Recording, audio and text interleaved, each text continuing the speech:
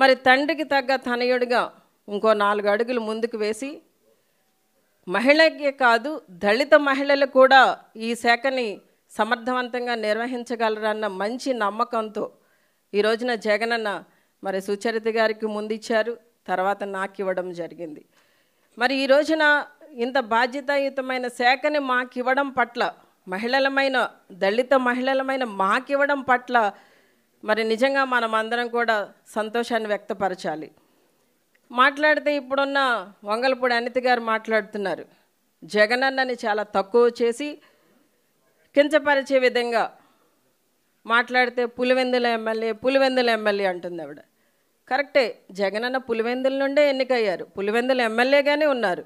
Pulivendula MLA అనేది criteria, ప్రతి వాళ్ళు కూడా ఎమ్మెల్యేగాని గెలిస్తేనే క్యాబినెట్లోకి వచ్చేది, తర్వాత ఎవరైతే పార్టీ అధ్యక్షులుగా ఉన్నా వారు ముఖ్యమంత్రి అయ్యేది, మేమందరం ఎన్నుకోవడం ద్వారా.